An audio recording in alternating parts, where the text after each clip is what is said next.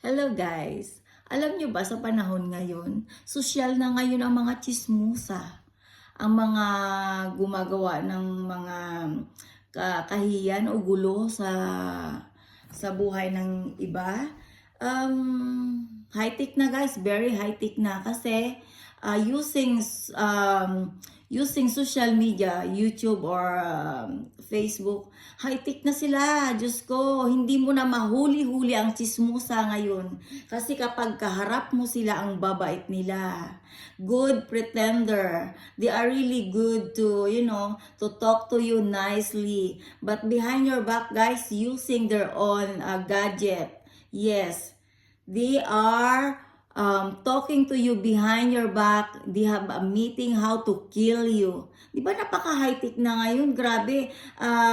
Ako, ginawa ko ang YouTube channels ko para, alam mo yun, kapag meron akong ipakitang hobby or yung mga talent-talent ko na hindi pa lumalabas noon dahil alam mo na, busy-busy ako sa stress ng mundo nila. Mundo ng mga tsismusa guys na Diyos ko, nagka-virus na noon, nagkandamatay na ang lahat ng mga masasamang damo. Lahat, ay hindi pala. Akala ko lahat na guys, akala ko lahat ng mga masasamang damo nagkandamatay na. Diyos ko, may natitira pa at ang pinaka-worst ay nandito pa nabubuhay pa rin sa mundo at pinapatuloy pa rin ang kanilang gossip, meeting online. O di ba kakaiba? Alam mo sila yung tipong taong kung noon sinisira-siraan nila ako from Copenhagen until here, they have a lot of moodos na nalalaglag ang kanilang mga wallet, mga important things, mga ganun. Thinking that, I can stolen their things. Oh my gosh. You know what? I grew up with a simple family with more discipline from my parents.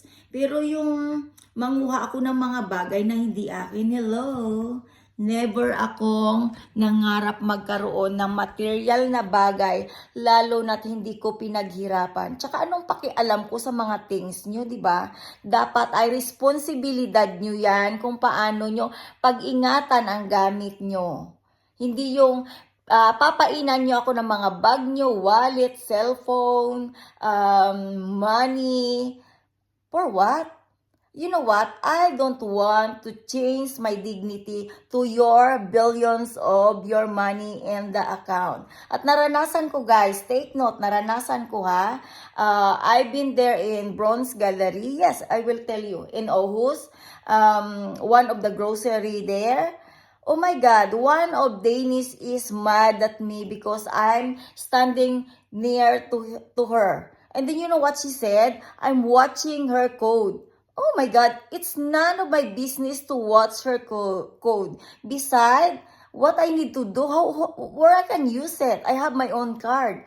At alam mo ba na nung kailan yun, last week, pumunta sila dito sa bahay, nawala ang code ko na galing sa Danske Bank. Alam nyo kung bakit? Kasi gusto nila, kung hindi ko memorize yun, gusto nila hindi ko magamit ang aking card at kapag bibili ako ng pagkain ay magugutuman ako.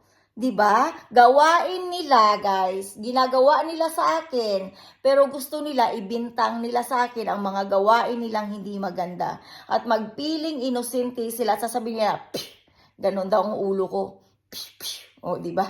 Ibang klase dito, guys. Ibang klase. Kung gusto kanilang pagbintangan, pagbibintangan kanila. Kung gusto kanilang sirain, sisirain kanila dahil sinira kanila mula't umpisa, sisirain kanila hanggang huli. At kapag nabulalas ang kanilang sikreto, dahil nagkwento ako, ayun, gaganituhin kanila. Oh.